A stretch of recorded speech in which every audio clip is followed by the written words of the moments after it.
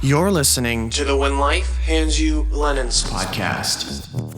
But in an entry-level film production, it's one strike and you're out. You're fired. I'm not calling you back. If your goal today is to make a basket, we're going to make that basket.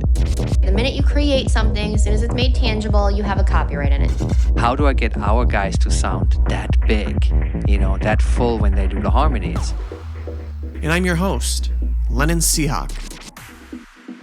Let's get to the show. Hello and welcome to this week's episode of When Life Hands You Lennons. I'm really excited for this week's episode because it's with a friend of mine named Carlos. Now, we went to Full Sail together. He was in the recording arts program. I was in music production. He graduated about a month or two after I did. And we had a few classes throughout our programs together, but we never actually connected in person. So this is the first time we actually connected and spoke in person. We've crossed paths quite a bit of time. We had quite a few times. We had a number of friends who were mutual, but we've never actually met. We had an incredible conversations. One of my favorites on the show. It's quite long, so just kind of an FYI, it's about an hour and a half long. But we talk about a whole bunch of things. We talk about his story as Egzod, which means Exodus, and let me read what that means here. So Egzod, this is on his website, Egzod means Exodus in French phonetics, is the narrative of a mass departure of people to a new world where technology and nature are perfectly balanced. Working to empower and unify people through his music, Egzod is breaking boundaries between cultures by merging sounds and instrumentals from around the globe, as well as a focus on spirituality and meaningful moments built into his productions. And if you listen to Egzod's music, you will hear a culmination of all of these world sounds and electronic music blended into one. He does it so effortlessly. And so we talk about how his sound has morphed. We talk about how he does it. We talk about his branding and aesthetic, how he does that, the graphic designers that he works with. We also get into more philosophical things because he poses a lot of really big questions and thinks very interestingly, because you have to incorporate all of these unique sounds and productions when you're producing such an eclectic genre. We also talk about Discord. Now, Discord has exploded as an incredible community platform, and if anybody in the corporate world is used to Slack or has used Slack, Discord is like that, but for gamers. Now, it's a great community platform. We talk about all of that, and we talk about his Discord server, how he uses it, how he's using it to build his community, and he gives a lot of really excellent tips. So if you're a musician or an artist looking to build a community, Discord is great for that. And Carlos and Egzod go into great detail on how to do this. So before we dive into the episode, I want to remind you to sign up to my email list, which you can find on my website, lennonseahawk.com. It helps me notify you when new episodes like this are live. I'd also appreciate if you would find me and follow me on Instagram. It helps me keep in touch with all of you. I love all the messages that I get and comments and likes that are showing support for the podcast. It really means a lot. I would also appreciate if you would leave a 5-star rating and review on Apple Podcasts or wherever you listen to podcasts, because it helps the show get discovered by new listeners and building that community. Lastly, if you or somebody you know would be a good guest for the show, please fill out the guest request form linked in the show notes below. And all of the links before that I just mentioned are also in the show notes below. So without further ado, let's dive in to this amazing conversation with Egzod. I have been supporting you for quite a few years, ever since you started the Egzod project, and Right. I've known of you since Full Sail. So, tell us a little bit about that. Tell me how you got the project started and the amazing journey you've been on.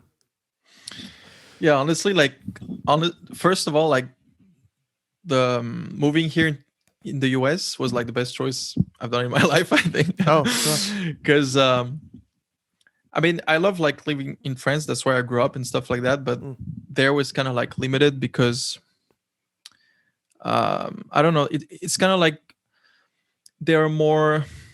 How do you say it? when people trying to like bring new ideas and innovation, and it's not only related to music, it's like related to different industries, like whether it's science, engineering, or whatever it is, they kind of like are more like close-minded. They don't support like new ideas and new sounds and stuff. So like there basically, if I was not making deep house, like that's it, like I would have been screwed, right? And that's why you see actually a bunch of like artists and engineers, scientists, like a bunch of people from different industries just leaving the country right now, like from France, like take David Guetta, DJ Snake, Daft Punk, like they all got famous out of France, and their home country never really like supported them, which is weird, but whatever. But yeah, so like first of all, yeah, coming here was like the best choice, and I've learned so much, obviously, like through Full Sail, in terms of like audio engineering and stuff like that, and then the connection. I mean, that was like the the biggest thing, and also coming here, discovering like a new culture, learning a new language, because I remember like the first month, my roommate like helped me so much improving my English, because there were sometimes I couldn't understand. Like I remember we were like having a bunch of friends, including Josh. Josh can be can testify this, and like they would all tell jokes and stuff, and I would just be like, yeah, like I don't know what you're saying, but yeah, that's funny. So yeah, that was great. So yeah, the connections was something very powerful to me, and yeah, that just like opened my mind, and then I just started having all these ideas, because I mean, I've been producing music for a long time, for almost like, I don't know, 8 to 10 years now, but I didn't have the Egzod project until I moved to the US. Like I started Egzod like a year or two after I started Full Sail. And yeah, I just wanted to create like a project from scratch with like a story, a vision, and like a sound that was like a little bit different from what I used to, because back home in Europe it was all like house and electro and all that stuff, and I wanted just to make something totally different, right? And so I grew up with a stepdad who's like from Algeria, and so I got like a big Arabic influence from like my childhood, and so I took like a lot of the Eastern world music sounds as a big inspiration, and I blended that with like cinematic and electronic, and that's where I kind of like came out with the sound, basically. But wait, to come back to your first question, because like right now I'm kind of like Yeah, no, it's great. Yeah. Can you repeat the question again? You said, yeah, I'm trying to remember it myself. Because I'm kind of like just telling my whole story. Yeah, because you got such an interesting thing. Because I was thinking, I was going back to like the Spanish SpongeBob, and I'm like getting distracted. I'm like, oh damn it. So let's go back just a minute. Yeah. So you were born in Portugal. Yes. And then you were learning English. And which languages do you speak? Do you speak Portuguese and French? 4. So like exactly. So I was born in Portugal. I moved to France when I was like 3 or 4 years old with my mom, because she's originally from France. But when my parents divorced, like she decided to go back to France. So my main language would be French, then Portuguese, and then English. And now I'm, married with a Venezuelan girl, so Spanish. Spanish. Wow. You speak 3-4 languages. Do you speak Spanish fluently?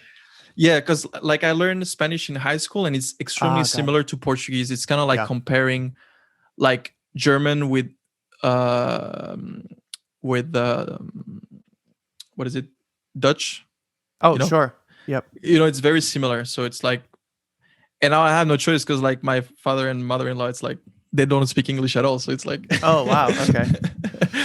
But so yeah, and then what, like I was saying earlier, also the big influence from like from my stepdad, who's from Algeria. Like he's, I don't know how you say in English, but like he's from Algeria.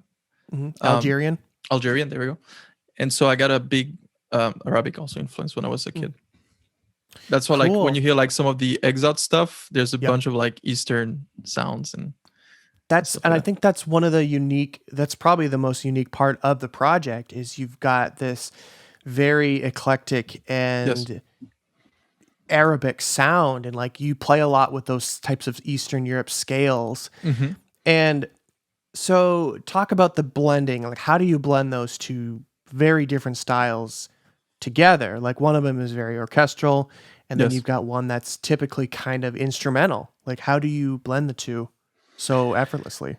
What I take from the world music sounds and like from the Eastern stuff, it's mostly the sound palette, like the instruments, Mm. like the more traditional instruments. Sometimes I use some of like the scale, but not as much, but mostly like the instruments. And then I use these instruments and put them like in electronic songs, basically. And yeah, what I love about like cinematic sounds is that it adds so much context to a song, uh, especially when you play with like all these atmospheric sounds and stuff like that. Because as soon as like you hear the song, you kind of like picture right away, images from that's why I love using cinematic sounds. Mm. Mhm.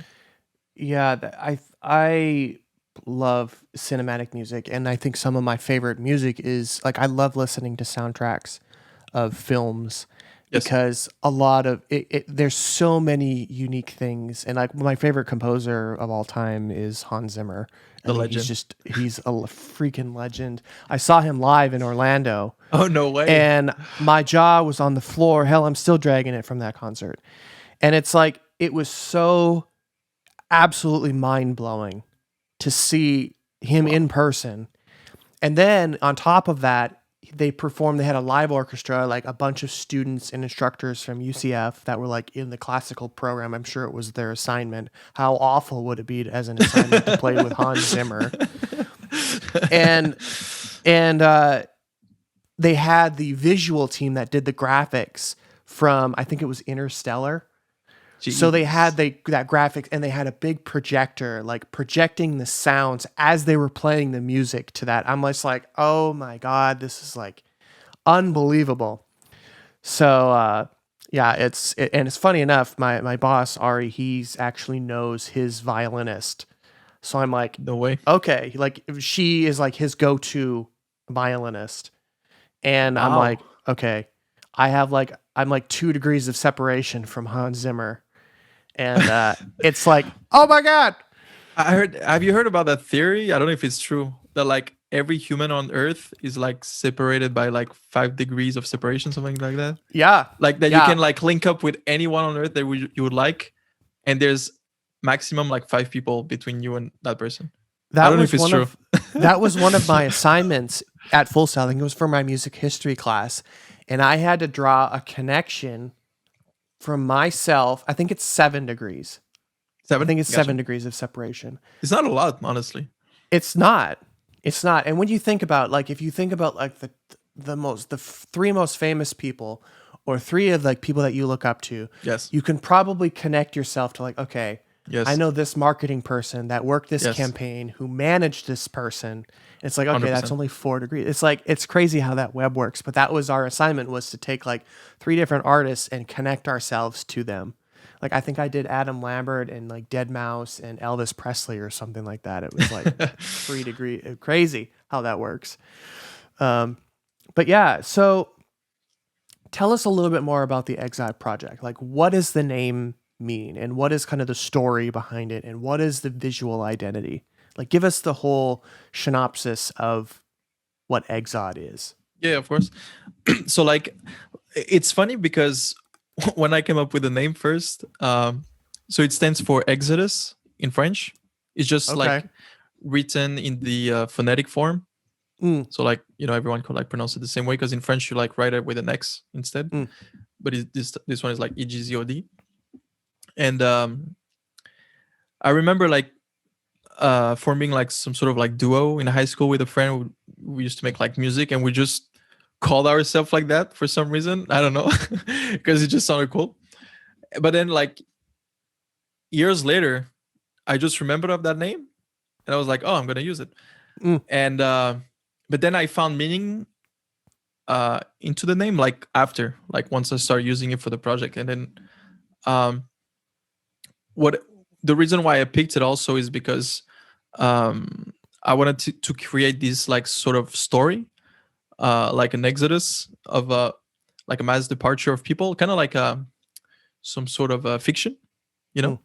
Like a musical version of Elon Musk. Kind of, I guess.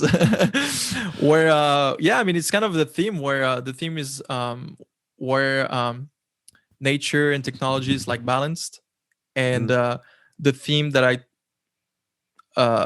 use a lot in my songs have a lot to do with like empowerment and like self development. Kind of like finding yourself and your purpose in life. So that's kind of like what the theme is, and so it's like some sort of portal that you see a lot in the visuals, like the artworks that I have, or videos that kind of like transports you to to like some sort of like other dimension, and where you find like an alternative to where you're at right now, which allows you to like evolve, kind of. So that's kind of like the narrative of the project. Okay. And so it's really like empowerment, self-realization, and seek for like an alternative, seek like a way out, if that makes sense. Yes. Through this like Exodus portal thing. Yes. Exactly. Yes, I definitely get that. And I think you've done a great job on that story. I think it's very interesting. And as a journalist, I think that's why I think you're one of the easier artists, and that's a compliment, to cover and talk about, because you have such an interesting story and because you've got that connection between nature and technology. And like, I can call you the musical version of Elon Musk now. For sure, man. You could put that on your tagline on your website and your press releases. Damn, that's now. a great compliment. Yeah. So thank you. Who has done your graphics? Do you do them yourself or do you hire that out? I hired. So like, I basically always like tell them what I have in mind and that they execute it. When I first started, I started like with 2-3 different designers. But if you see the artworks again, like they all kind of like seem it comes from the same one, because like I tell them a specific like vision for them.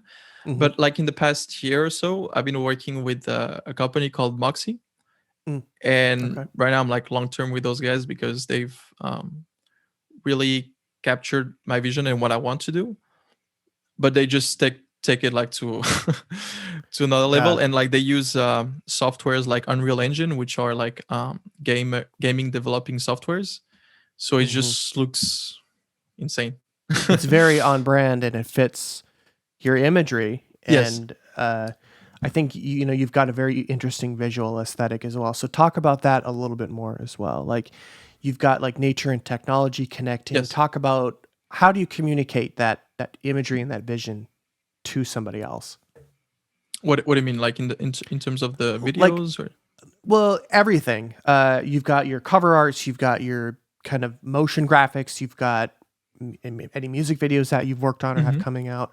How do you communicate that to somebody so it's exactly what you want?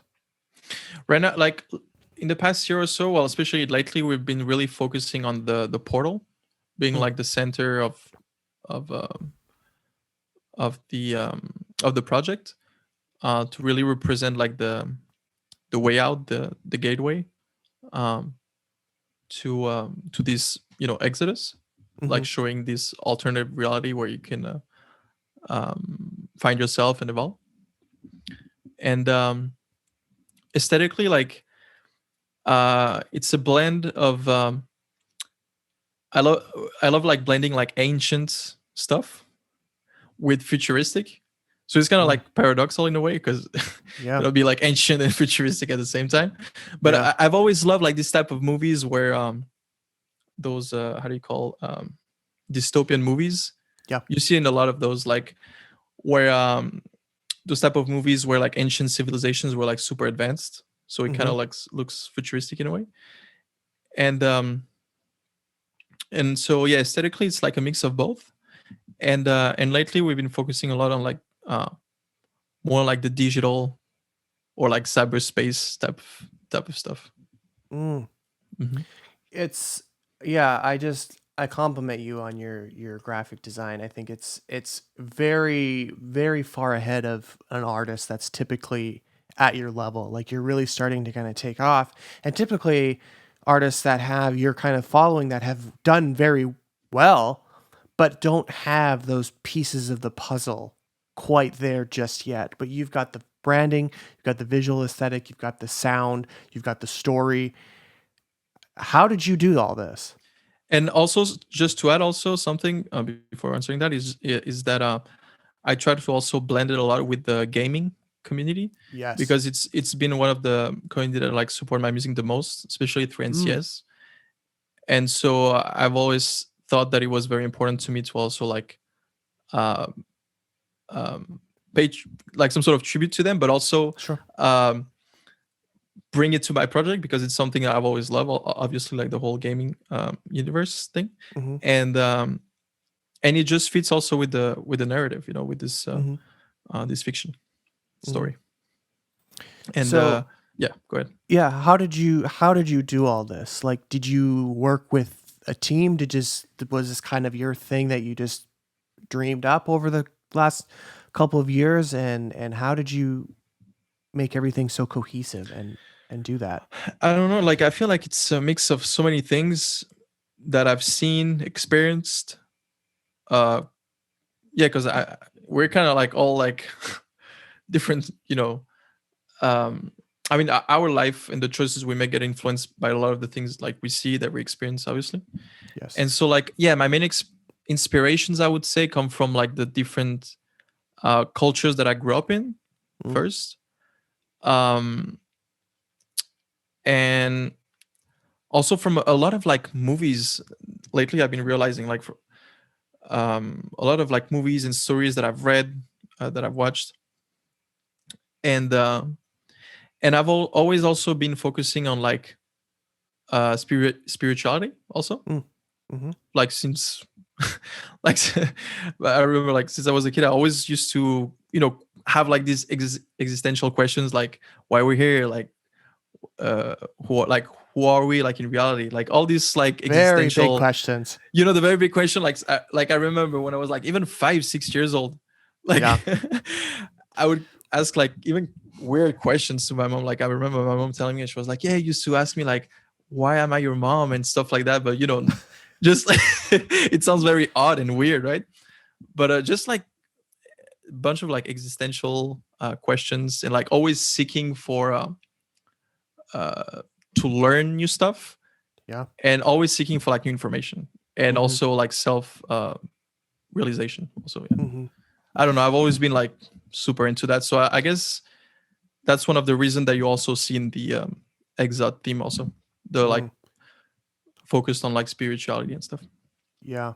Yeah. I love like the philosophical type, Yeah. those bigger, deeper questions. Yeah. Like, what when is you go my down the rabbit purpose? hole. Like, you can go down and there's like 10 different big questions that could spur a week-long conversation for each. Like, Yes. what is our purpose here? Exactly. Like, why Like, what do are we we have like why do Yeah. we have two eyes? Yeah. Yeah. And like, yeah. why are our teeth white? Why are they not yellow? Why are they not red? Well, I mean, some people's teeth are yellow. Sure. But like, why do we have certain amount of teeth? Like, these are just like big questions that are like, and then you could get into like the DNA and how the DNA, it's like this. Exactly. I love those types of conversations, and there's no right or wrong answer. Yeah. I've always been like curious about everything, and yeah, just always asking a bunch of questions, like why all this, like why we're here, like what's the purpose, and all these big questions. Yeah. And so I guess that's why uh also how do you say, like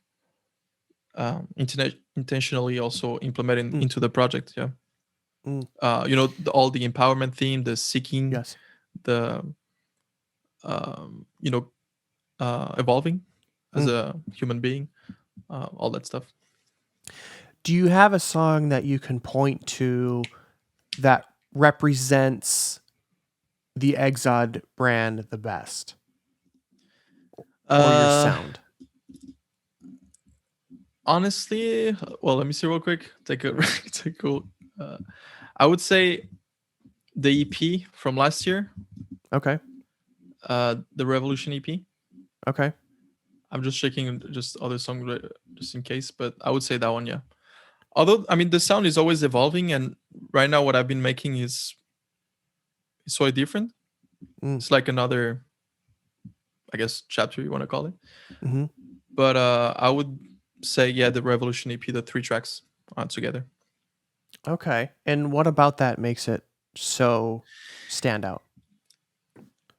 It's just, it's like Egzod, like in a in a nutshell. I would say it's like 3 songs. They're like the 3 of them are cinematic, inspired a lot by like Eastern world music sounds, and the 3 of them are like about like empowerment, Mm. and self realization. I think that's how you say it in English, Mhm. and also seeking out for an alternative, for something else, and kind of like questioning things, because like, you know, we get taught a lot of things, and sometimes, you know, 10 years, 20 years, 30 years pass, we don't necessarily question them because it becomes, you know, habits and stuff like that. But I think it's sometimes important to take a step back on like certain habits that we do on everyday life, and just, yeah, question them, you know. It can be literally everything, and that's how also like change happen, you know. Mhm. And Yeah. I'm like you. When I was younger, I would ask 1,000 questions. Like my family we'd be on a car ride, and you know, we'd be going this, like, why are we going 70 miles an hour? Oh, it's because it's safe. Well, why? yeah. And then it's just like this why not, why does it do this?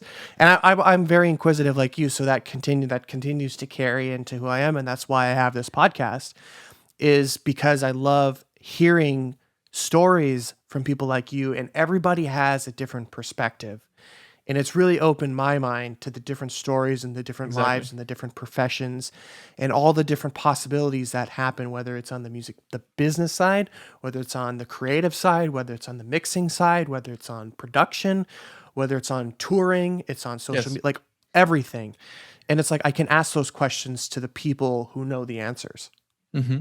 And I feel like, honestly, it's one of the best ways to evolve in all the aspects of life, you know, whether it's creative, because it's like, once you used to like asking those questions, even if, you know, a bunch of them are like, they might be stupid or whatever, but just having that exercise of like asking yourself like different things, you just create like some sort of like flexibility in your brain that allows you to get more creative and get like more ideas on different stuff Mhm. in life, that happens in life. I feel like, Yeah. I feel like curiosity is just like a very great tool to cultivate in Yeah. general, Yeah. because then it just opens your mind also on like many things, whether it's like cultures, you know, things that happen, um and it brings on like new perspective, and Mhm. that's what you want. That's how you evolve as a human being. It's like the more perspectives you can gain, the more you can know the bigger picture of things, right? Because if you Mhm. stay like close-minded, and if you just draw a conclusion on things all the time, saying it's like that and there's no other way, it's like, well, then you stay in your bugs and that's it, you know. That's but life, it's just like about like, I guess, questioning things and gain as many perspective as you can through Mhm. experiences, or yeah, through other people's experiences, by asking questions. Yeah. Yeah. And that's very interesting, because a lot of people I notice, they run into an issue and they're like, oh, it's broken. Yeah.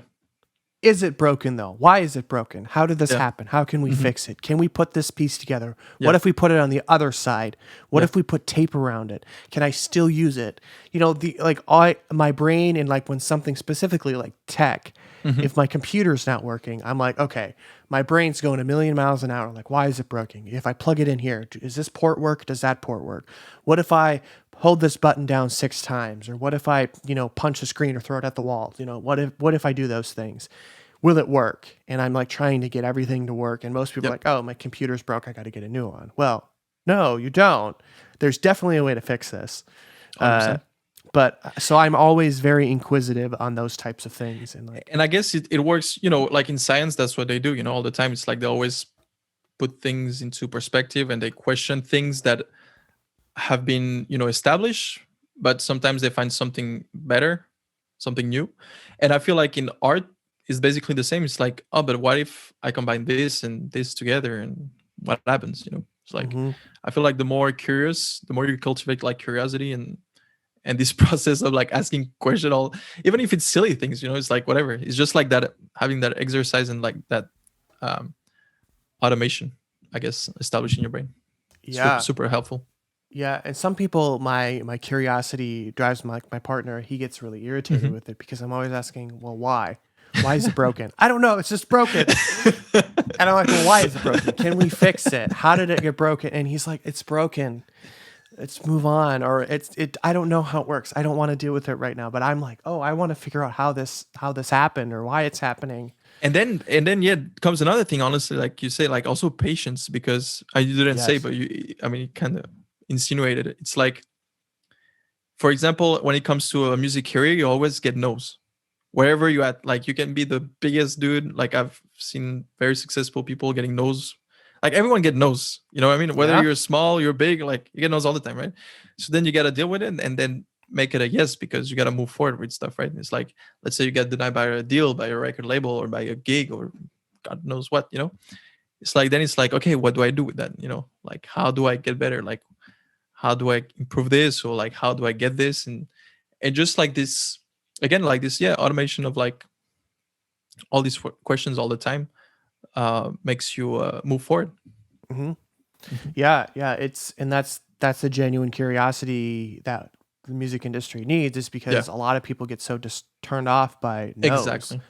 It's like, oh, they're not interested in me. I move on, and it's like, oh, I give up, or I stop making music for 6 months. It's like, no, it's like, no, what happened? They're not interested in your sound right now, but in 6 months or next year, they might be very interested in you, and you might be their best performing artist on the label. Or if you're assigned to a sync agency, you might be their best performing artist in their agency. Like, you just got to keep going and use that as motivation and leverage to keep going. And like, no, I'm going to come back in 6 months and make you say yes. I'm going to position myself to a point where you cannot resist, and it's going to be more of a loss for you to say no to me. And I'll go to some other agency, some other management, some other whatever. And then you're going to be like, damn, why didn't I sign with them? Why didn't I sign that artist? Why didn't I work with this artist or this person? Oh, yeah, 100%. Because I've seen, friends and stuff like that get, knows. I mean, like everyone, at some point. And they just accept it and they're like, okay, but they don't question oh, why? But well, like, how can I, do this or this? And, they just stop there.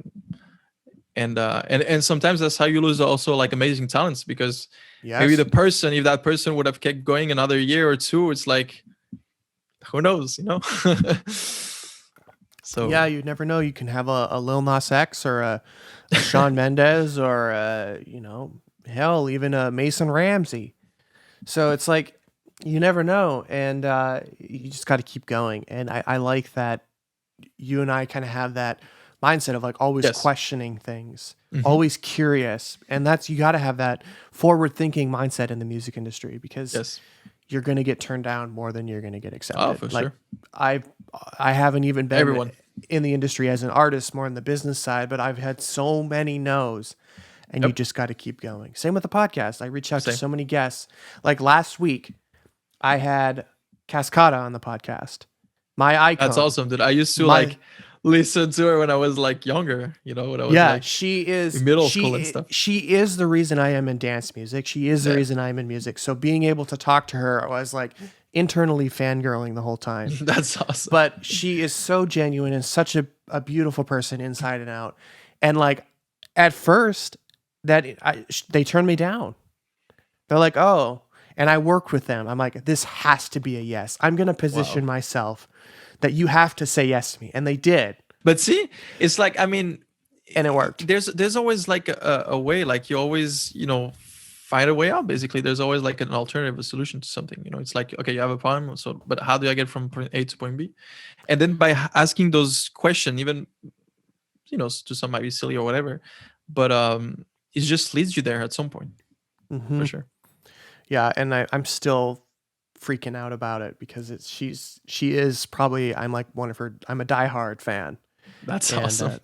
so it was just so great for me to be able to connect with them. And it's like, I made it happen. And those types of things happen all the time. If you stay persistent, stay curious, and question everything.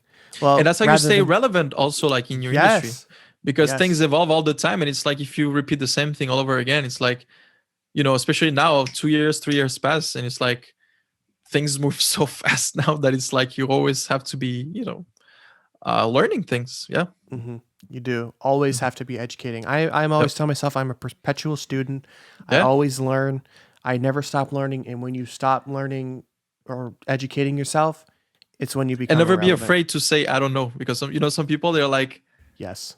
just say I don't know, like tell me, like don't be afraid or like shy, or Yeah. some people get Absolutely. stuck with that. Yeah. One of the things, I mean, this is a little bit diversion from the music, but since moving out to Los Angeles, I mean, I've always viewed California as kind of a progressive. They're always kind of like trendsetters in the Right. United States with policies and laws and stuff. And one of the things that I've learned with working with very progressive minded people is like racial justice, social justice, the massive disparities that go on within different communities, and how homeless people are affected. And I've allowed myself to question so many things, because coming from a small town in the Midwest, there are no people of color. There are no Muslim people. There are no Buddhists. It's like all Christian people, and they're all Right. white. So there's no diversity. So I wasn't able to ask those questions. And if I did, I was like looked at Yeah. weird. And then I moved to Orlando and I got a bigger perspective, and because there's a lot more diversity there. And then I moved to LA and there's, even more. So I've allowed myself to really just sit back, listen, because as a white person, I don't have any reason to be commenting on a person of color's life, because I can't even remotely relate to it or compare myself to them. It's not even fair. But I've allowed myself to just sit back and listen and hear people's experiences and understand why they're frustrated, why they're upset, why they're scared, because of all these massive issues and injustices that have happened over the years. And it's really opened myself up. And I have a colleague who's very, very open-minded and very involved in these types of things. So he's shared a lot of very helpful resources and answered a lot of questions that I've had on these Correct. types of things. So it's really good to just in general in society, just keep that curiosity. And he said something to me the other night over text saying, if it makes you uncomfortable, that's how you knew you're doing it right. Yeah. And I'm Seek like, discomfort. Yep. seek discomfort. I like that. And that's why I moved. That's why I moved from Minnesota to Florida. That's why when I moved from Florida, I was like, I'm in this cycle. I'm comfortable. I don't like being comfortable. I like putting myself in situations that make me uncomfortable. That's how you evolve. That's how you change, and that's how you get better as a person. That's how you learn. And it's such a, I mean, this is a whole separate conversation, but it's just such a deep topic, and it's a prime example of keeping an open mind. 100%. And I mean, like the whole, because it kind of like, how do you say it? Like those themes, I also like to integrate them into Egzod. Like, for example, you were talking about like cultures and stuff. Like, that's also one of the reasons why I use a lot of like sounds from like different cultures and from around the world, like whether it's from Africa, from Asia, and all that stuff. Not only because I grew up with these cultures, but also because I want the music to be also what's the word? I don't know what's the word in English, but that kind of like puts everyone together in one place. How do you say? Like unifies. Unified. There you go. That's the word I was looking for. Yeah. So yeah, I wanted also the songs to be really unifying between all the different cultures. Reason why I use like the different sounds and stuff like that. Sure. Sure. So one of the topics that you've mentioned many times is empowerment. Yes. And why empowerment? Do you have personal experience that you want to share, that you typically try to share, or is it just because you feel that there needs to be more empowerment? There needs to be more because I feel like society, it's dictates a lot of the time by fear, and so whether it's on the news we see, or like even some of like the things we talk about. I mean, obviously there's bad things happening around the world, right? Like there's no doubt on that, but at the same time, it's not a reason to just like close yourself and put yourself into a box and stay there, right? Like it's not a reason for that. And so I feel like a lot of people that struggle or not, all need like a bit of encouragement. And so that's what also I want to do it through the music. Because I mean, we all go through different processes in life, and like we all have like our difficulties at different levels, right? Some more than others. But I feel like it's good to find something that drives you in life, right? Whether it's a passion or something that inspires you, and yeah, again, like trying to like seek some sort of discomfort, because that's how you change, that's how you evolve, and try to put fear aside, because fear especially comes a lot with in our mind most of the time. We play it's pretty tricky. Yes. But it's very important to remind people, or like encourage people to put that aside and really like seek that discomfort. One thing, that's funny that you mentioned fear, because I scare myself by thinking of those big philosophical questions. Why is the earth so tiny? And did you know in 5 billion years, the sun is going to explode and totally disintegrate the planet, and my body will be have been buried and probably reborn as a tree, and I will virtually have never existed. And I'm like, holy shit, that is scary. Like, that is terrifying. Like, the sun is literally going to expand to the point where it's going to swallow the planet up and then explode. And every human being and every issue that we're having right now, every war we've ever had, will never matter. That's the thing. Is like, I think there was Jim Carrey. Like, remember that awkward interview he was giving? He was like, nothing matters. Like, it sounded weird, like, or odd.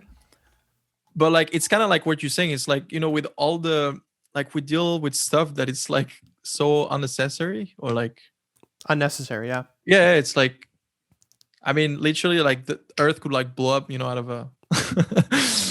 of a radiation from the sun or whatever. So it's like, it's like, what really is important in life? Like, what truly matters? Like, that's the question we should ask ourselves, like, all the time. And then the rest is just whatever. It doesn't matter.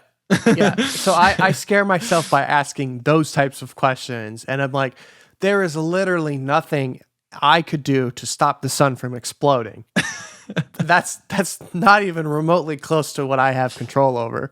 Right. So it's like, I scare myself with those big questions, but then it comes down to like when you go down that rabbit hole and you start coming back to like, oh, my purpose is to make change in the world, or my purpose is to educate one person on how they can better themselves as a musician, or, by putting out these podcast episodes, inspiring somebody or giving them an idea. Yes. And that's, at the end of the day, it's not going to matter because the sun's going to explode and it's not going to matter. But it's right now it does. And exactly. It's, I mean, it's a whole separate question, but. And maybe it does it after. I mean, who knows? It's like, I feel like we have such a limited knowledge about like the universe. I mean, we don't even know what the universe is. So like, what?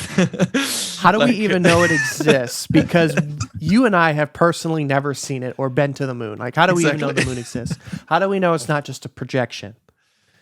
Dude, I mean, that's what I'm saying. It's like there's so much stuff that we don't have control over, and we know such a small percentage that what truly matters is, like you say, it's like the present, what we're able to control, with our own life, and experience as much as we can.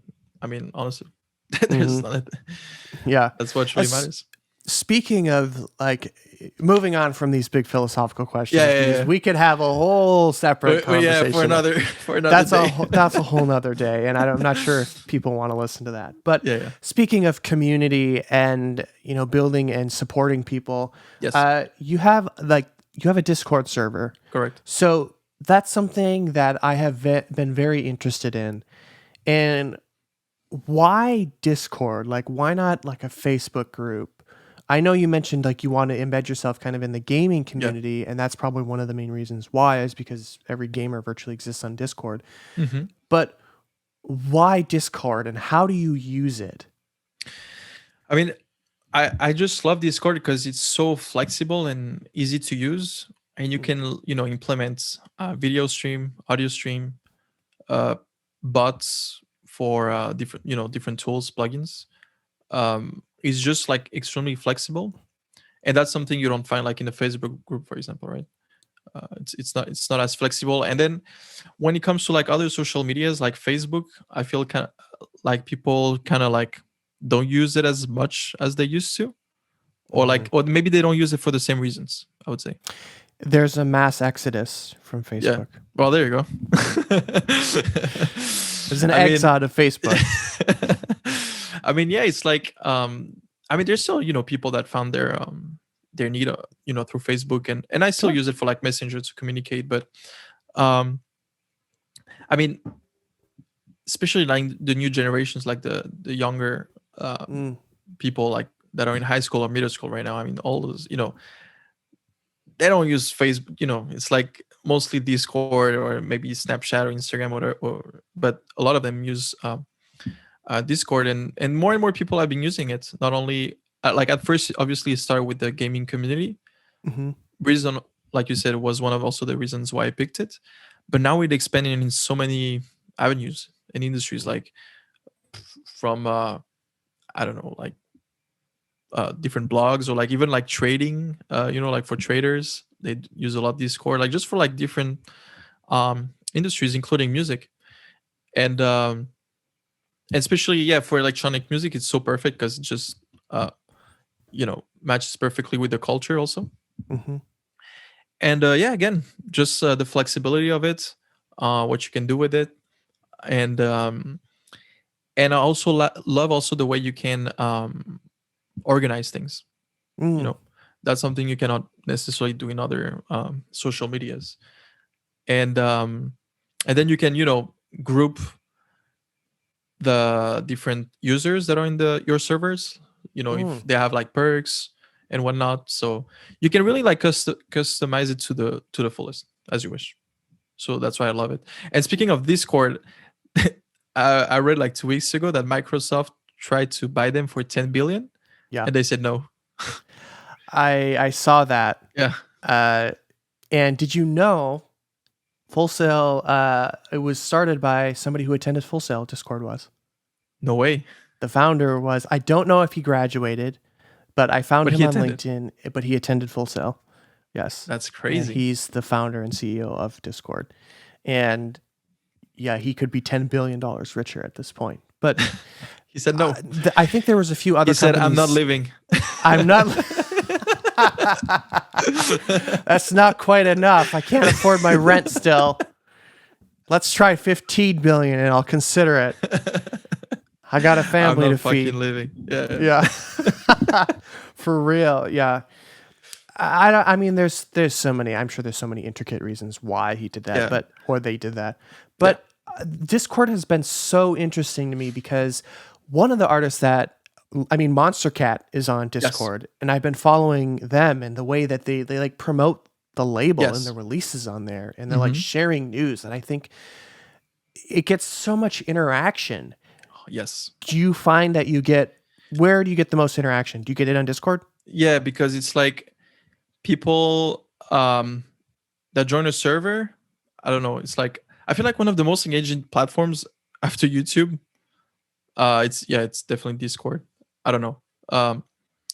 It's definitely way more engaging, and I would see why like labels also use it massively, because what's cool is that once you release a song for like pre-saves, for example, I mean, people jump to that pre-save right away because they're so engaging. And obviously like DSPs like Spotify, they love to see like a bunch of pre-saves, right, for Mhm. release to then add it to the playlist and stuff like that. So it's just like a very great platform for engagement.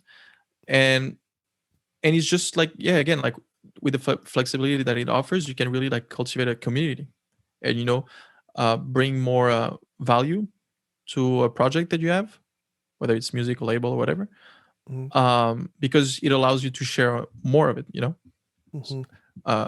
not as much as other social media. So going back just a little bit, you said you could categorize users by perks. What is a perk?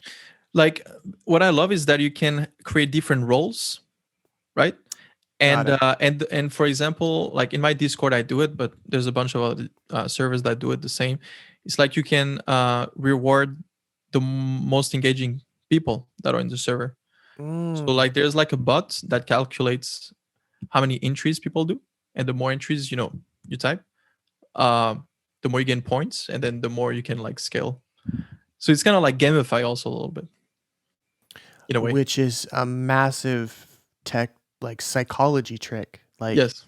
that's why a lot of companies offer rewards programs because Yes. it's gamifying Yeah. and it gets you that like, oh, if I get Exactly. five stars, I get a free Exactly. coffee that I spent $50 to get this $3 coffee. And it's like people do it because they want that free thing.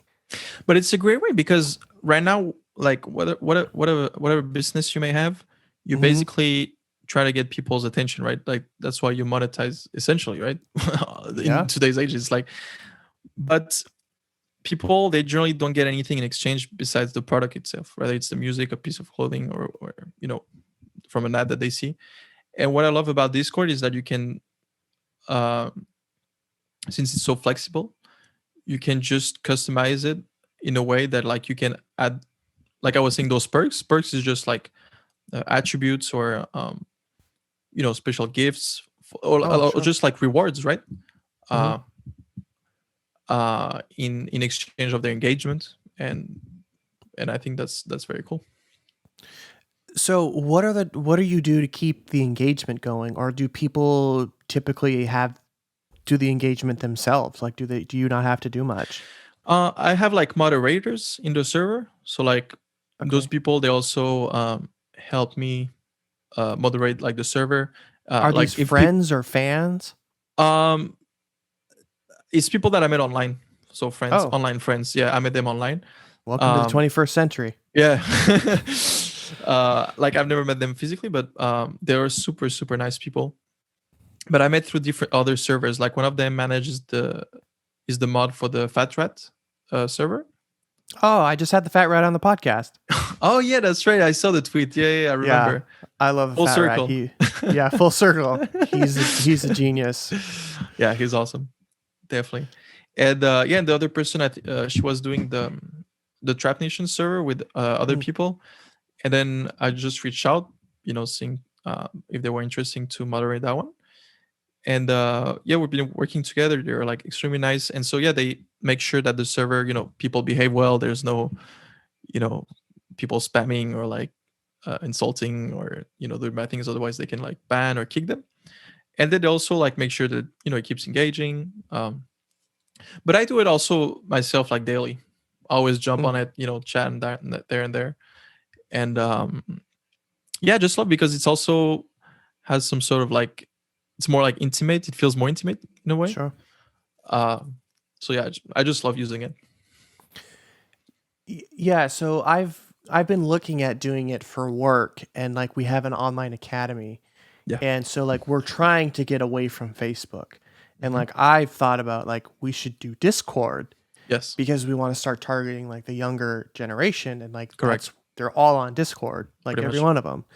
And I don't know a whole lot about it. I know of it. I use Slack, like that's what we use at work. So it's Right. like very similar to Slack.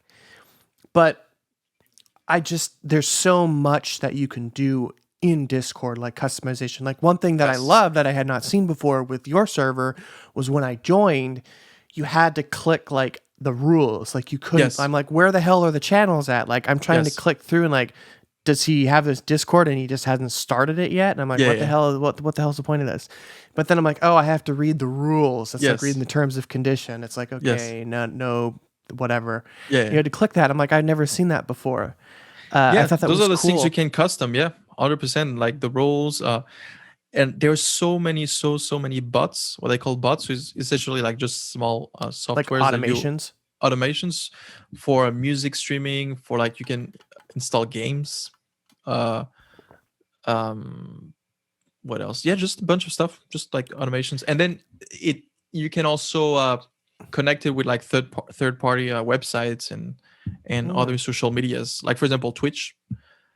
For example, Twitch offers like memberships, right? Like if Yes. you subscribe, there's like 3 Yes. of them, and you can assign these 3 subscriptions to Discord. So people that subscribe, they can get access to your Discord and they get a specific role, and then you can assign them with perks, with different rewards, and it's all linked together, automatic. Oh, wow. So can Yeah. you add them to can you add specific people to specific channels? Like I see you had like music business and then you have like music promotion. Can you add So- specific? From the different channels you create, you can give access to one channel, like to everyone, or to specific people. You can have private channels, semi-private channels, or like public channels. Got it. Okay. Yeah. So that So it's let's say you kinda- create, like a text channel or a voice channel, whatever, that you just want your collaborators to see. You can make it private, and then all the others that join, they don't see it. So what is a text channel and what is a voice channel? Text channel is just like like you said, like the how do you call that in English? Like a message? No, it's just like the different channels that you see on the left side of the Discord. Yeah. Like chat, video game. Like those are just text channel, meaning that you can just type by text. Okay. And then the voice channel, you can actually talk with a mic. You can plug in a mic and then chat with all the people that join the channel.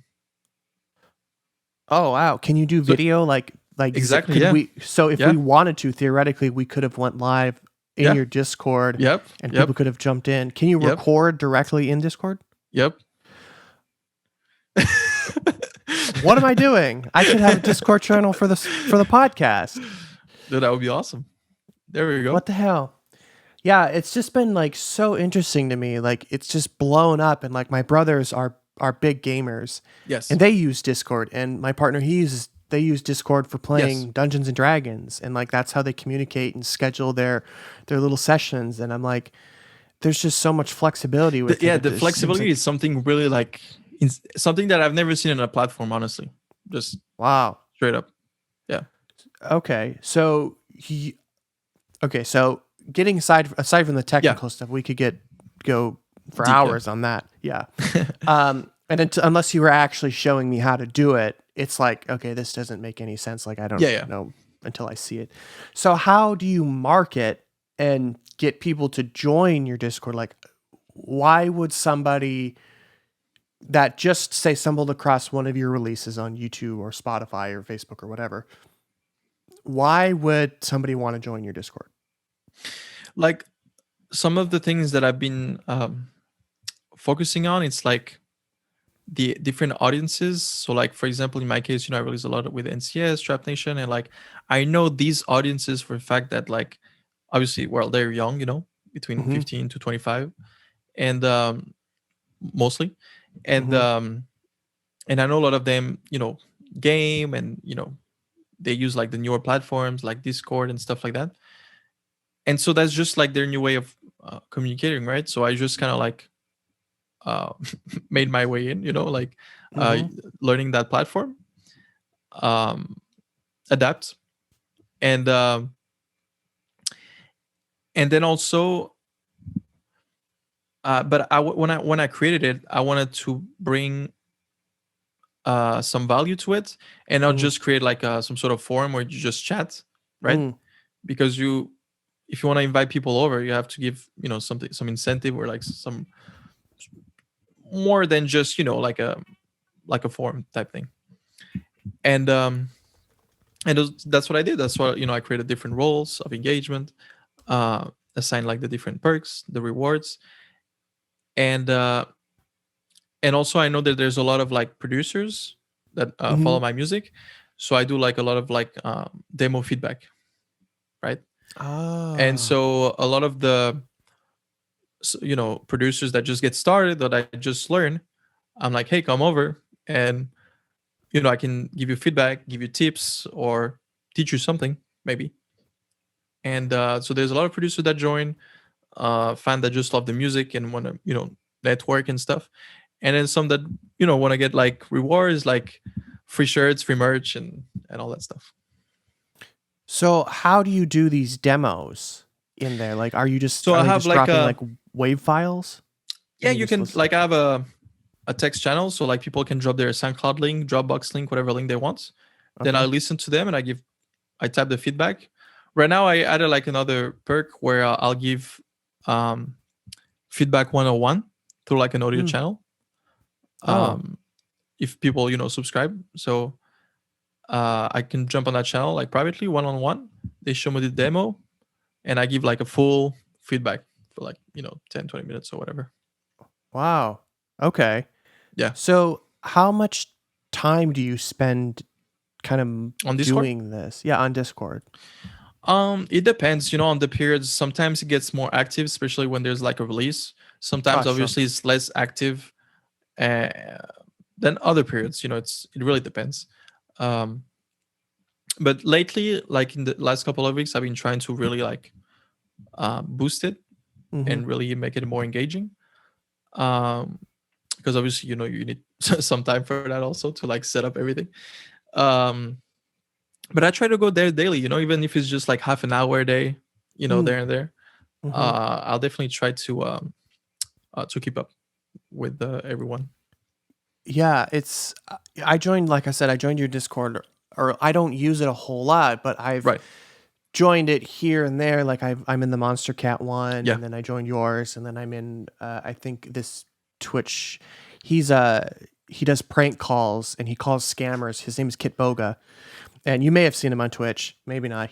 That's where he's kind of grown his following. But he calls scammers and puts on these personas and like changes his voice, and he does these skits and just wastes their time so they're not calling and scamming other people. Oh damn! But yeah, you'll have to check him out. He's hilarious. I gotta and check that out. I like that. He's got this amazing. He's got a Discord server and like the community, and he's got like he's a programmer, so he builds these virtual machines, and then these, like, every time the scammer will click on like Google, they'll search something and it actually takes them to the 8th page of Bing, and they can't figure out what's going on, and it's hilarious. But anyways, so I follow like those types of that on there, but I'm not super interactive on there because I don't know really what I'm doing, or like what am I supposed to be doing on there? Like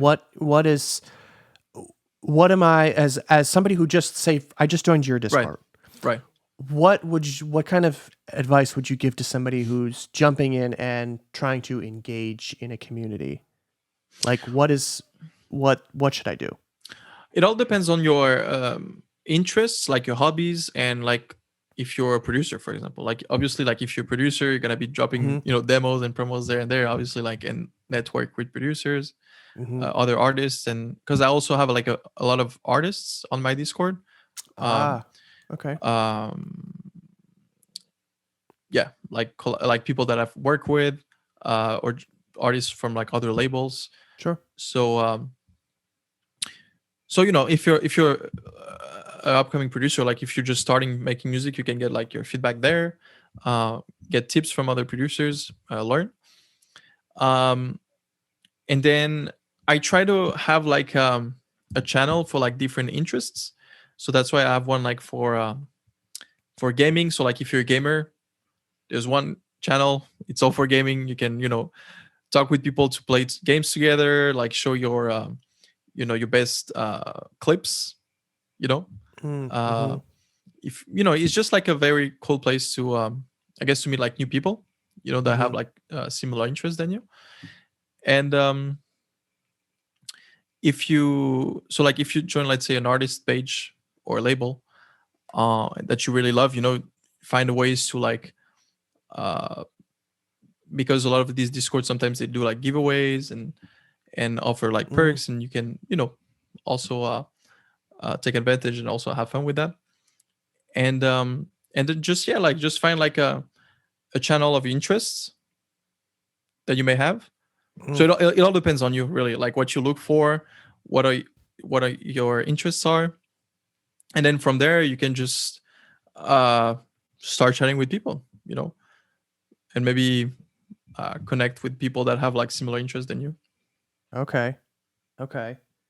So you were talking about rewards. Like, how do the rewards work? Like, do you actually give physical rewards, or are they It can just? be, yeah. It's like it's really can be anything. Like that's what I love so much, is that it's super flexible. Um, but it can be anything. Like let's say if you create like different roles for like engagement, if someone gets level 1, 2, or 3, I don't know, like for level 3, let's say you can even send them like a personalized letter Mm, with a bunch of free stuff, like free merch, for example, mm-hmm. or something exclusive, or like a preview like of unreleased songs. I mean, it can be really like anything you'd like, and then it obviously will depend on your activity. Okay. And is Discord free for artists to set up? Like, do you pay Yeah, anything yeah, for it's Discord? it's all free, all free. You can pay like a subscription fee to boost, what they call like boost the channel, which allows you to unlock stuff like it's not like crazy stuff, but it's just like, for example, if you want to add like extra emojis to the server, like Ah, add like a banner, like stuff like that, but nothing crazy. But if not, you can okay. use it like for free. Got it. Okay. And how many people can be in a Discord server? Is it unlimited? Unlimited, yeah. Wow. I think the So Fat this, Rat has 20,000 people. whoa, how do you even manage that many people? Like, Yeah, the how do you even, moderators have to be really good.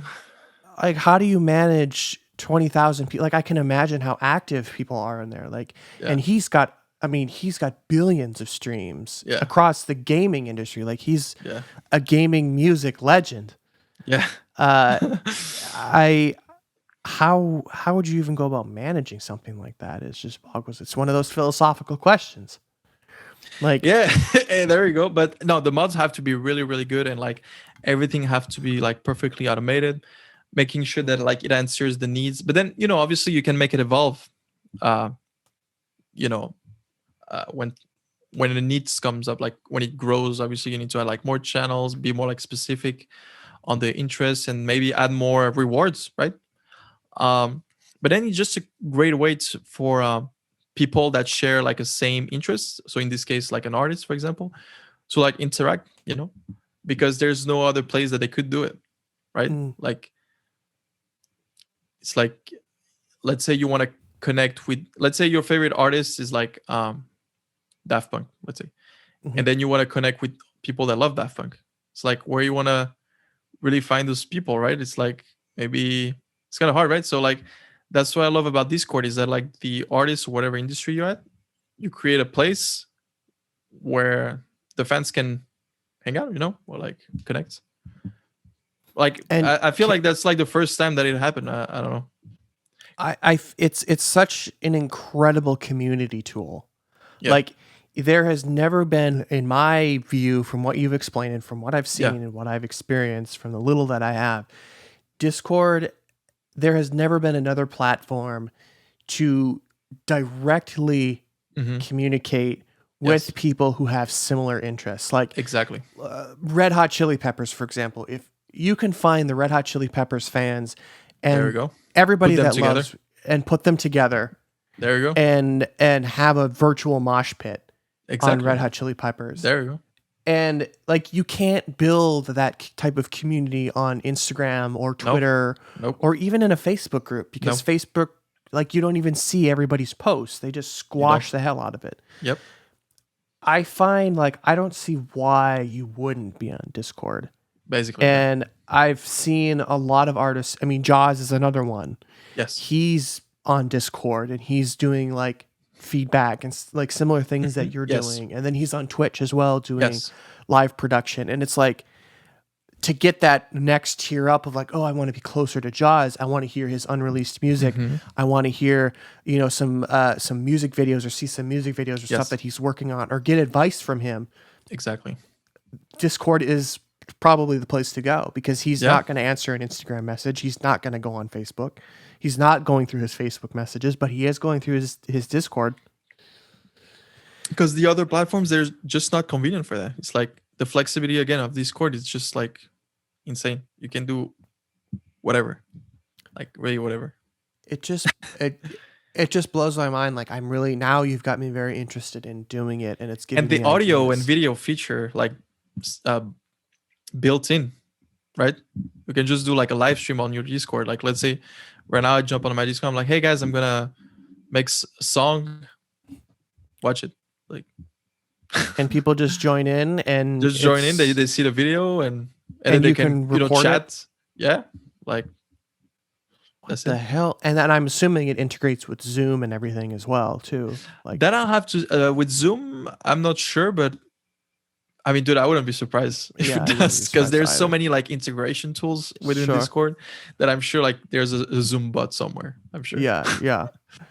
It just, you've got me really thinking now. So I'm like, damn, what am I doing? But yeah, I want to be respectful of your time. I have like one last question we can dive into. No worries. But I don't want to keep you up too late or anything. So no worries. I'm digging the conversation. So okay, cool. So I won't keep you for too much longer. I have to watch my Law and Order SVU of course. Too. So I want to talk about, I mean, Discord was great. We could keep going on Discord, but I feel like I got to cut myself off or I'll keep digging, inquiring about it. And so I want to talk about your releases on NCS. Yes. And how that kind of came about. Yes. And why NCS? So I first heard of them when I was at Full Sail. It was my roommate who showed me the label. And I really loved like the music, and he was like, yeah, you should send the demos. And I was like, yeah. And then I had a friend at Full Sail who was friend with one of the A&Rs of NCS. So I was like, hey, like, because they used to be a partner in another label. I was like, hey, can you send that demo, blah, blah, blah. And he was like, yeah, I'll send it to him. And so he sent, and they didn't like it. They denied it. So I was like, okay. And then I kept working on music. I started like self-releasing first. Then I released on other labels. And I remember it was during my music week, actually, where I get like a SoundCloud DM from Billy, who's the founder of NCS, saying, hey, you have any demos? We could Skype, about it, and I would love to hear some new stuff. And I was like super, excited, because it was a label that I've been wanted to work with. And the founder. Yeah, exactly. So like I was super, super excited. And then I sent him a track. Actually, it was the song with Josh, Leo DeKine. Yes. It was Paper Crowns. Yes, and I was like, Paper Crowns. Dude, I was like, he asked me for the demos. That was the first song I sent. He was like, yep, like, let's sign it. And obviously, like, I was super excited because, it was the first time working with them. And then that's how we started, basically.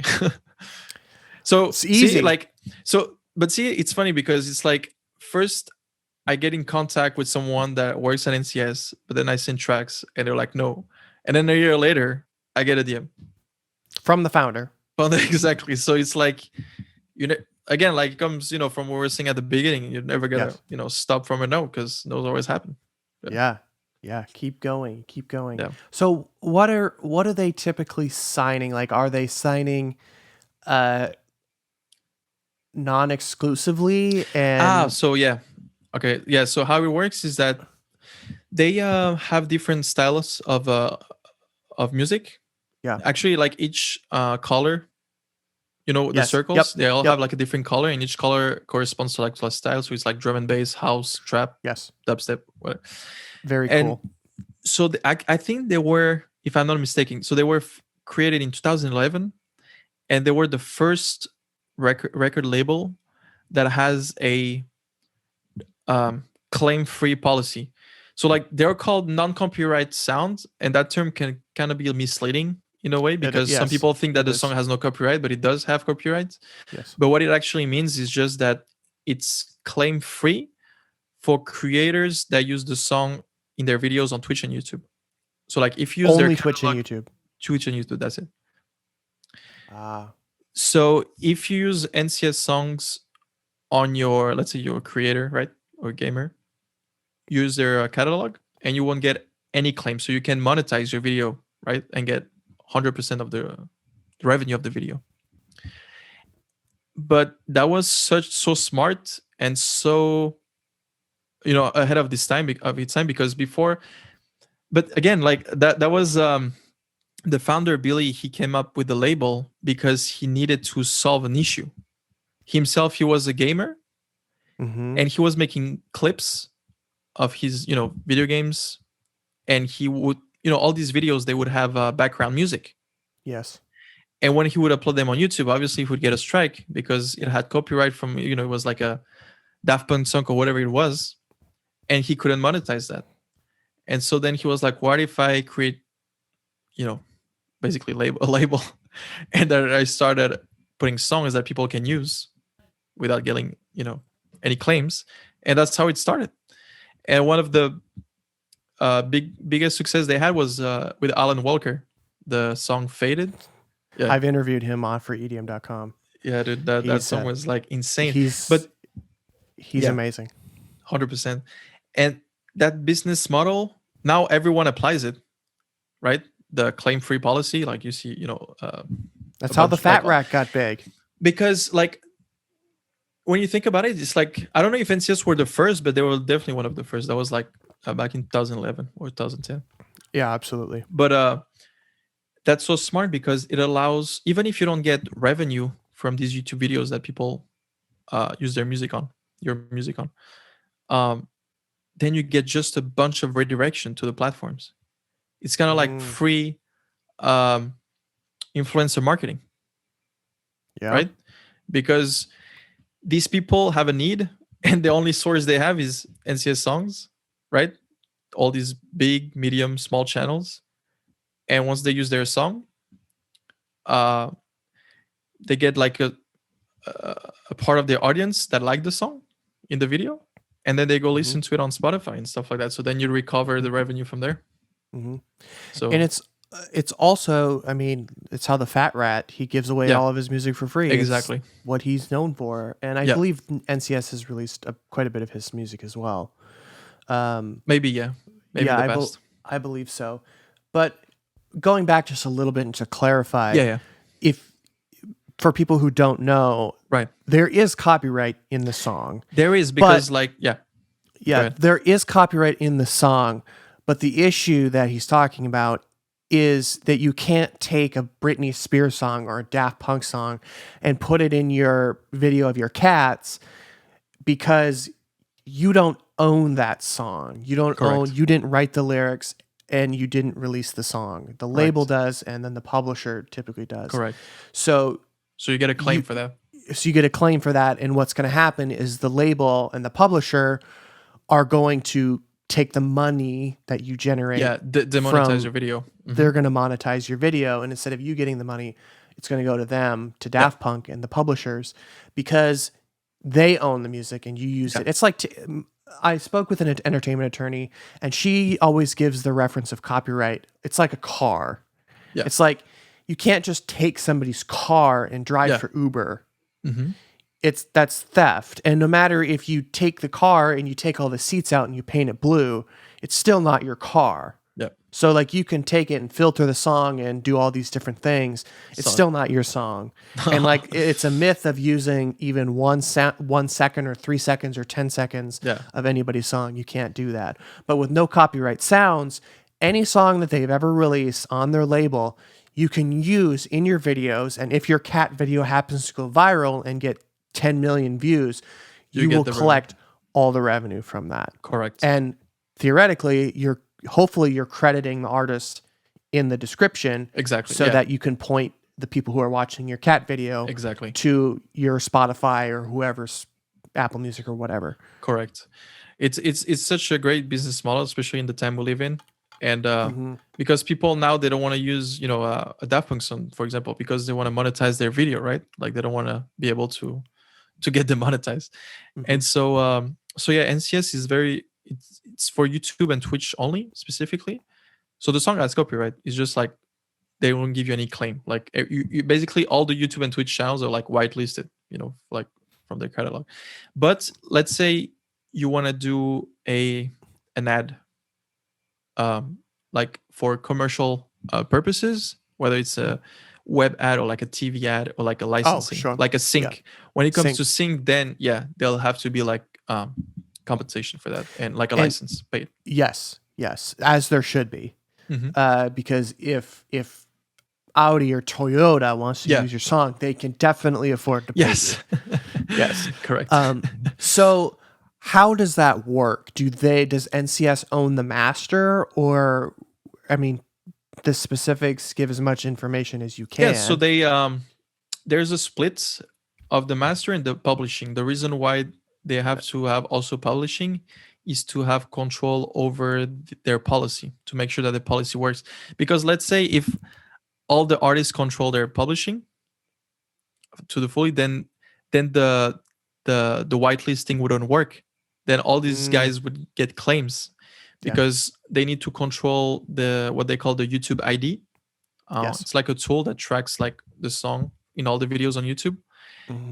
And so they have to have control over it. So if there's an issue, they can fix it and make sure that everyone is whitelisted. And so that's why they also sign publishing besides the master. So if you wanted to, can you release the song elsewhere, or is it exclusive to NCS? Exclusive to them, yeah. Once you sign, they have like part of the song. So got it. Okay. It's like labels generally, they do deals on like 10, 20, 30 years, sometimes for eternity, some of them. But yeah, there's like a certain period, and then you have to basically you cannot release your song after, like, because they own part of it. So like you're under that contract. Okay. Got it. Okay. So, but as an artist, you're not exclusively signed to NCS. Oh, no, correct. Yeah, I just sign single deals. Singles. Got it. Yeah. Which I think a lot of labels do that nowadays. Like I believe Monster Cat even does that. Yeah, everyone does it. There's no more like artist deals. Like exclusive. No. Like you have to sign with us for 4 years. Sometimes they do like short. Like sometimes, for example, they like to sign like an EP or like exclusively just for like a year, but no more than that. No more than that. Because like in this day and age, like it doesn't work like that. Yeah, it doesn't make sense to do it anymore. It's so easy for artists to release music and write music that they could churn out 15 songs a month if they wanted to. Yep. Okay.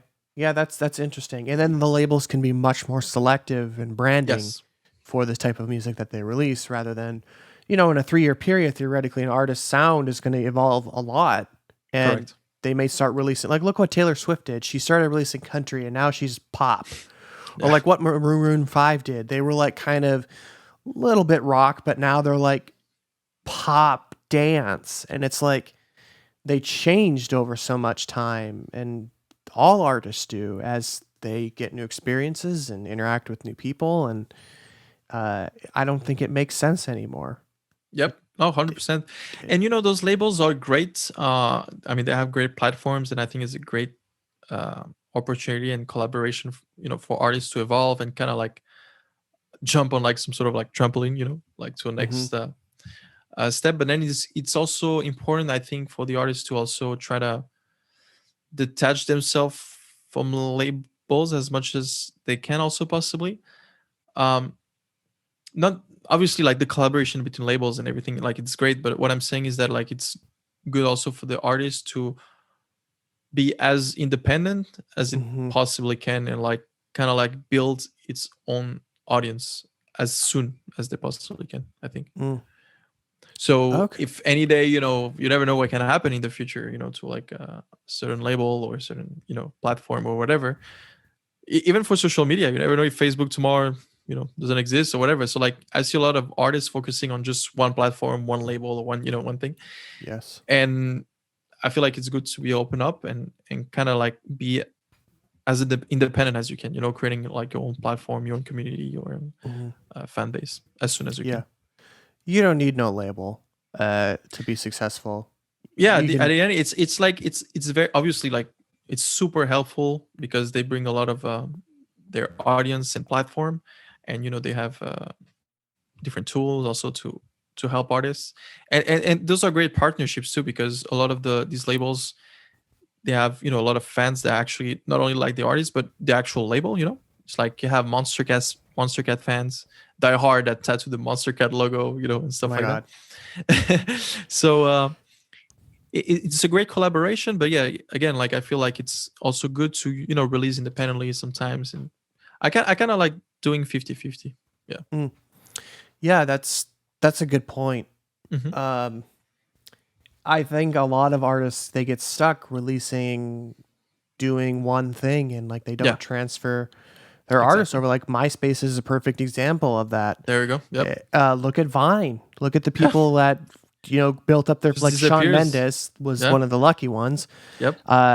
He started on Vine and he's now a global superstar. But there were a lot of artists that started on Vine, built up a massive following on it, and then it Yep. just disappeared. Vanished. Yeah. And these people are like, where are they now? Like, what happened to them? They didn't transfer their following to a different platform. And it's the same Exactly. thing with TikTok. Like TikTok is Yep. massive right now, and I think Yep. TikTok will be massive for the next year or two.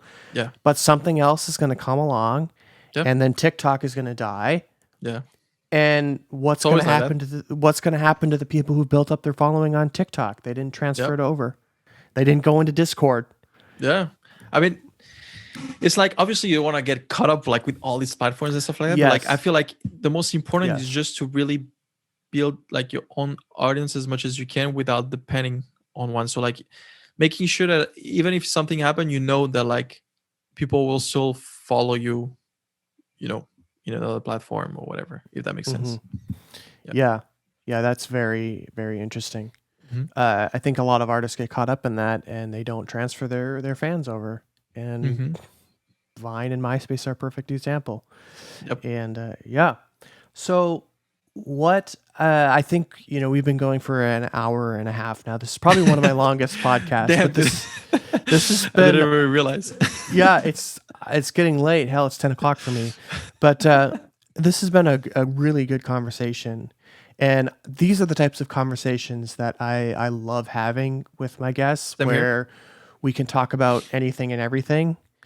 And like you could get philosophical, and then we can Yeah. go into like the specifics of Discord, and like the Yes. conversation can go anywhere. And it just feels more like we're just hanging out, Exactly. shooting the shit. And like that's the type of stuff that I like having on the podcast. So one of the last questions before I let you go, Yes. because it's 1 a.m. for you, and I know you're a musician, so you're probably up all hours of the night, anyways. Yep. But trying to be respectful of your time, but I don't want to cut off a good conversation. It's all good. What are the plans for Egzod? What's up and coming for Egzod?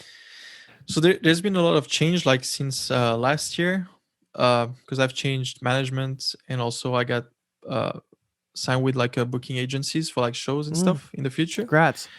Thank you. So like right now we're working towards that. So right now I'm working like on a different batch of songs, which is kind of like an evolution from like my older sound that I've been releasing, and also different collabs, and so yeah, the focus is gonna be gaming, obviously, this new updated vision, I guess, or like updated branding, and shows. I mean, especially hopefully if everything opens, right? Yes. Well, if you're in Florida, you've been open. Dude, you know what's funny here is that I mean, here it's been open since like last year or whatever, but it's like apparently Yeah. there was a there was a curfew here. Yeah. I didn't even know, to be honest. Like in Miami, Yeah. like in the I think it was between October and January of this year. Yeah. I wasn't even aware. And like in the comments when the mayor announced like, oh, the curfew is done, everyone was like, what curfew? Like apparently like nobody was aware of it. Yeah. It's like, what? That sounds So like Florida Florida. is like a different, yeah, it's like a different, it's a different. Yeah, I feel like we it's- need to cut Florida off and just send it, send it away. Florida is a I different love breed. this state I'll tell- though. I mean, I don't know. I mean, it's the sun all year. It's like Yeah, Can't you complain. can't beat the weather, but some of the people, man, you talk about stupid people. There's a few, there's a handful, but there's quite a few. here it gets Yeah. crazy. Sometimes it does. Yes, for it sure. does. Yes, it does. But cool. Yeah, without revealing too much of your story and what's up and coming, I think I Yes. want to leave a little bit of secrecy to that because that's 100%. doesn't get too diluted. But yeah, send it over to me when you're ready. I would 100%. love to write a headline that calls you the Elon Musk of. I think that's a That would good be headline. awesome, It's gonna, yeah. I think that's a headline. That's definitely one you could put on the press release. But But yeah, I'll definitely send you some of the stuff when it's ready. But yeah, like I said, yeah, it's gonna be updated vision branding. So I'm not like changing everything, obviously, but it's just Sure. like it's gonna take like a different direction, and then big focus on the show part with the booking agency. interesting. Yeah, I'm excited. It's good stuff. 100%. So how? I mean, obviously joining your Discord to Yes, keep up correct. to date. That's going to Yes. be number one. But how can the listeners keep up with you and everything that you're doing? So yeah, I have a website, egzod.com, egzod.com. You have all the links in there, latest updates. You have the Discord link, Instagram, Twitter, Facebook, YouTube, Twitch. Everything is in there. Egzod.com. Cool. And I'll put all that stuff in the show notes as well, including the Discord, Awesome. so everybody can keep up to date with you. Awesome. Perfect. So this has been a great conversation. Likewise, man. It's been a pleasure. Yeah, it's been a pleasure. And yeah, thanks for being on. Thank you so much, man. Really appreciate it.